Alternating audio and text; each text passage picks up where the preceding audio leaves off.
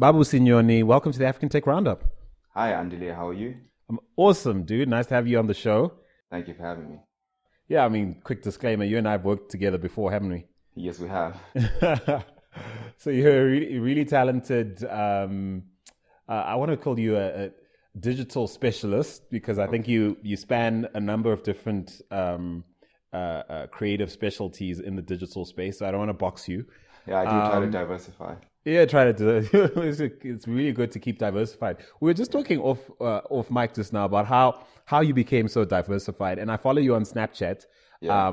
I don't know if I'm going to keep doing that, given how Instagram's just dropped a bomb on everyone. And It's I'm okay. Stay on Snapchat. It's do I okay. stay? Should I stay on Snapchat? Yeah. You stay. Ah, okay, cool. Because I'm quite enjoying the new Instagram vibe, but I still see the room for Snapchat to stay. But that's a debate for another day. But what I noticed following you on Snapchat, as people are free to do, Yeah. is that you stay up quite late, man. Is this? Am Yes, I I getting do. old? What the heck? Like you don't seem to get enough sleep, and yet when I look at your body of work and the stuff you put out on a regular, I can't understand how you fit in so much so little sleep and still get so much done. Yeah, I think I'd put it to what happened in 2014, 2015. I decided to just like branch out in my career and focus more on digital.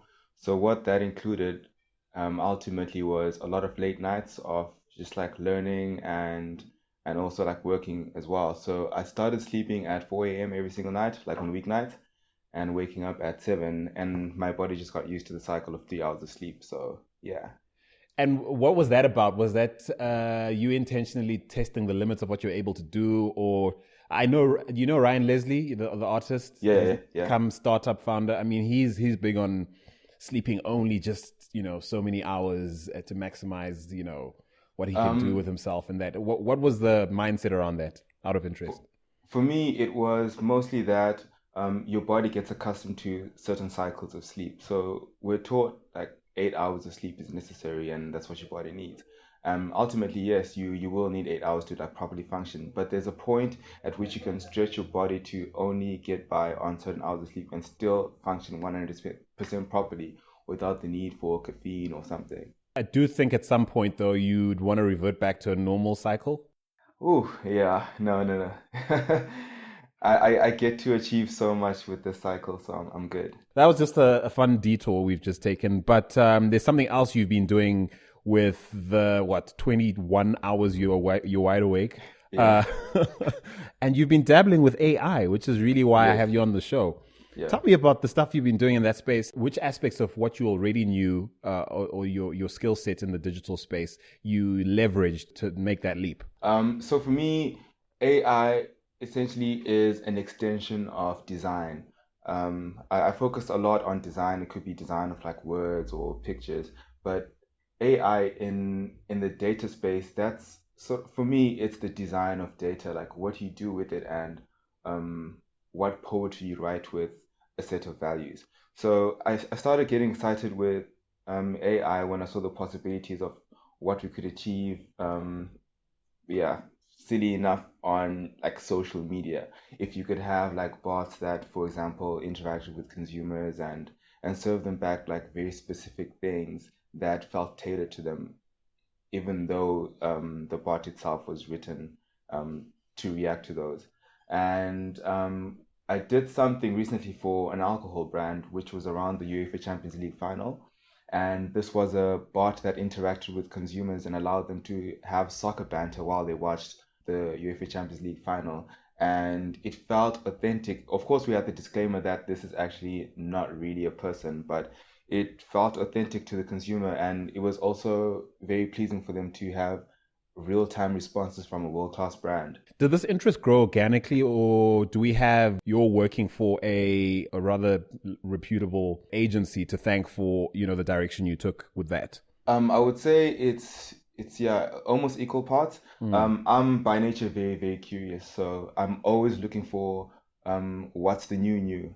And also at the agency I work at right now, we push a lot of remarkable thinking. We don't play it safe at all. So I guess working in the space that nurtures that nature of thinking, it helped in a part.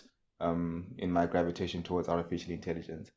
I suppose neither you or I are qualified to have like these super PhD level debates about AI, Yes. but I do think it does make for an interesting discussion nonetheless, because ultimately we're the type of folks, the ordinary, everyday type folks. Yes, yes. AI is poised to sort of either add value to, or basically change our lives forever. In your view, like where's it all going? And let me put to you a few things that are sort of topical at the moment. You've got our banks in South Africa who are all scrambling to figure out ways to harness AI. I mean, we've seen press releases of Bank X, Bank Y saying, hey, we've got some AI like running, helping our clients and that kind of thing. So you've got these hype heavy applications that we're seeing in that space. Then on the other end of the spectrum, you've got Elon Musk and his Tesla company, his ambitions, yes, and his ambitions to sort of change the world as we know it.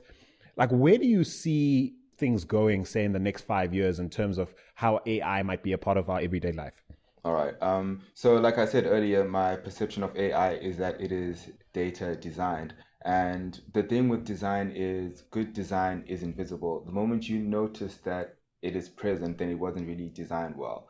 So if I look at AI, I think, when people start using Photoshop and they just start like putting like drop shadows and everything, put like all these effects and it's very shouty, right?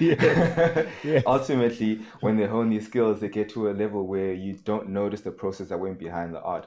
And AI will get to this point where it will seamlessly integrate to our everyday lives without people noticing it. And that's where I'm placing my faith in. I know we're going to get to that point in AI where we don't have to be shouting about, oh, this will do this if you do that, where you're living your life and you don't really notice that there's all these processes that are automating and streamlining your very existence for you behind the scenes. So in some respect, I mean, in terms of brands latching on to this trend, we should start to see it trending organically on Twitter or other places where conversations happen, as opposed to the brands themselves going to market with, hey, we're using AI. Is that basically what you're saying? My perception of it is that right now, while brands will tell you that they've got a chat bot that can give you the FAQs, and if all you have to do is like tweet a hashtag, what will happen, because currently we're tapping into an existing behavior, which is like conversation and stuff for that specific execution of AI. What will happen is in future, you won't think of the platform. You won't think of the fact that this is a chatbot. What you will see is, this is what I want and this is how I am getting it. Right. It's just going to be like the seamless interaction you're having with what might feel like a human being, but probably won't be. Exactly. So, okay, so let's talk about like some of the more sinister aspects of AI as a concept, as this broader concept, a la Isaac Asimov, that. Yeah. It's quite interesting that Elon Musk, who I'll continue to reference just because he's doing so many interesting things. Yeah. I'm sure there are lots of amazing Africans and people around the world doing interesting things around AI, perhaps less glamorous than trying to get cars to drive themselves. Yeah. But I think he's just a sort of top line example of how potentially life-changing applications of AI might be. It's interesting to me that he's constantly quoted as being in equal parts excited about the trend, but also worried about what it might be. What are some of the more concerning issues, having worked on something even perhaps as consumer focused as a UEFA campaign, that you've identified or you might start to worry about now that you've sort of dabbled with the power of AI? So with AI, I would say there's like 3 levels to it. So you have like the most basic form of AI, which is you teach something like a specific set of values and it recognizes those. And then you get to like a more like intermediate level where you have this application that knows these values and also knows how to react to them. It might get a little deeper with like machine learning where it will then extrapolate beyond what you've taught it initially, right? And then you have a much deeper level of AI, which is like actual artificial intelligence, where you have a totally autonomous application that believes in its own sentience. That's where it gets scary. We are a couple of years away, actually, I would say decades away from actually reaching a point where we have piece of software. I hope I don't get quoted for saying this when we Well, actually have a breakthrough. you are on digital tape, sir. So if it happens next year, we'll be like, this guy. Yeah, he was But so off the mark. no, but But it's yes, also there's nothing wrong with that. I think it's quite interesting how I think maybe digital publishing, as it were, digital media allows us to sort of be okay with just sharing our views, and if they're wrong, yeah, they're wrong. We don't mind. true. Heck, we'll use the sound clip and have you back on the show and to correct it. No problem. That's my actual strategy. I'm just gonna make all these predictions, and you bring me back to the And studio. see what sticks and see what sticks. Yeah, but yeah. Yeah. So actually, we're quite far from the public's idea of what artificial intelligence is. What we have right now is just a few variations of machine learning and just basic AI.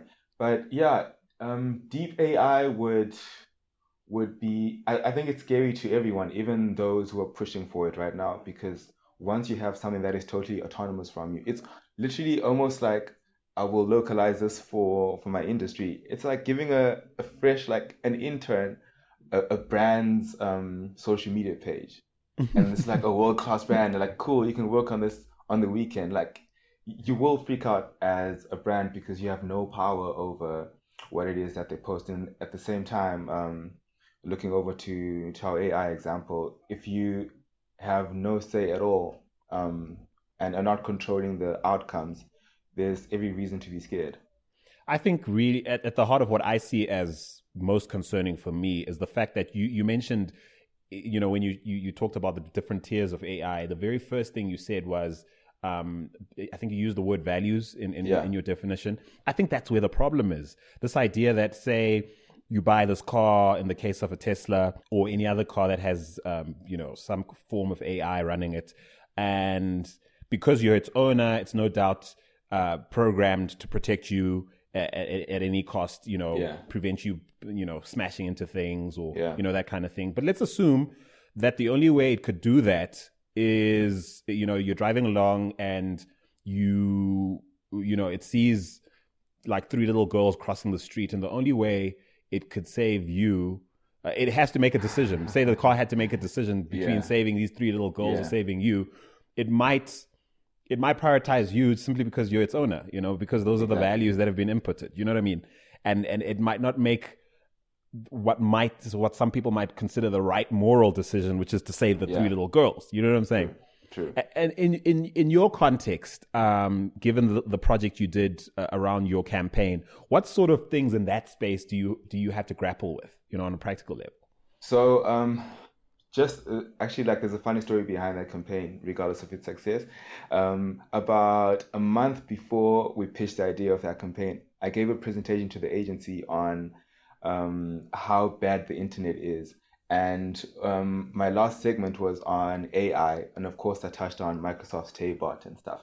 And people were generally shook after that presentation. They thought really the internet. People still say that the internet. Sorry, people still say that the internet is a bad place, and so to then come back and say, "Hey, we made this Twitter bot for this campaign," and yeah, so Why were you making that presentation though? What point were you making? we're just looking at social media fails by brands, and also the part on artificial intelligence, which I was going to get to, is that with AI, you have to close the loop as the creator or the brand, especially when it comes to yeah, I'm not sure actually how far you can go with autonomous applications and at the same time just like curtail the efforts because you have to close the loop and ensure that ultimately you as either the creator or the brand have final say. So Microsoft Tay failed because they let consumers close that loop. They let them, for example, tell the bot to regurgitate something that they just said, and this is where you get articles about that the bot turned racist, whereas it literally just said something that someone told it to say. So I'm sure there should be measures that are being taken right now for those who are working on artificial intelligence and its possibilities to have a fail switch of sorts, like a fallback that definitely you as the creator will have an autocratic directive outside of everything, outside of every single function that you've programmed for. Listening to you, I get this vivid recollection of like several movies I've watched where the Dude. hero, where the hero's like journey is into the heart of the computer, where he has to pull a plug or throw in a nuclear bomb to like, because the fail switch didn't work. Exactly. I also, when you're talking about that preservation of consumer by like a Tesla car, for example, I remember this episode of Knight Rider where Kit had to battle this other version of himself, which was like 100% autonomous, like did not need a driver at all. Yeah. So ultimately, that other car crashed because they played chicken on this like narrow road, and this car crashed because it was built on self-preservation. So whereas Kit Ah. was able to like to go as far as to almost smash into the other car, that car ultimately was built to preserve itself. So yeah, that's another What? That's quite an episode. Sure, that's a yeah, bit that's like that's serious futurism, right? It's yeah, such it an old actually is. series. Yo. Such an old series, yeah.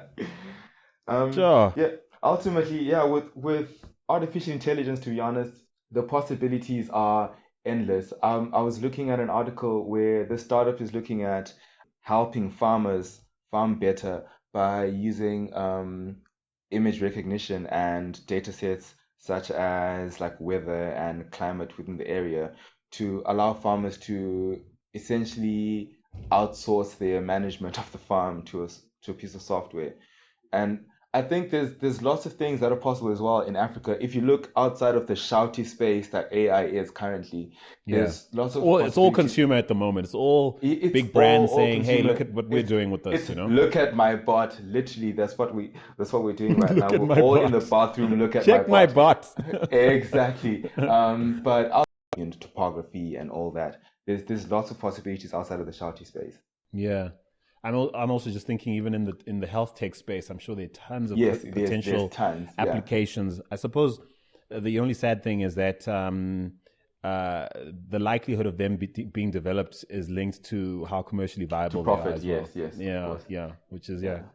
We've often knocked brands in what you call the shouty space, Yeah. making big meals of what they're doing in terms Yeah, of yeah. AI. It's really fun to speak to someone who's been involved in those, in a relatively successful campaign in that space, Yes. but also someone who seems to have a decent grasp of what the potential of this sort of technology and innovation is outside of that. Yeah. What are you most excited about? What are you most hopeful for? You mentioned the farming thing. What are you most hopeful or most excited to see come to the fore in terms of the application of AI? If I look at the shortcomings of African like development currently compared to other continents, I would say like food production and health are the most important. And I know there's so much that we can do with artificial intelligence and automation in that space. You won't see it definitely on a billboard or as an ad, but it will definitely improve the lives of millions of people across the continent. What are you planning to do next? What skill set within the sort of digital, tech space are you interested in picking up and dabbling with next? So I'm looking into machine learning now, which sounds very similar to AI, but actually it's a much deeper understanding of AI and is a more applicable medium. So outside of just teaching a piece of software to react to X, you are relinquishing the hands-on direction that you would in traditional AI and allowing the application for brands that care about the communities in which they thrive. Wow, that sounds really, really exciting. Well, more power to you. Where can people find you and your work? Because I could plug you all day, but really your work does speak for itself, and I'd like people to follow it and that kind of thing. Where can people find your work? I would say you can go to the most curated space is babusinyoni.com and my LinkedIn. I think every other platform is going to be very chaotic and not really an accurate portrayal of what I do. Okay, so that's Babusi Nyoni. That's Babusi, surname Nyoni, Nyoni. Well done. It's been a pleasure chatting with you. And Thank you for having me, Andile. yeah, absolutely. Let's do this again. Cool, it.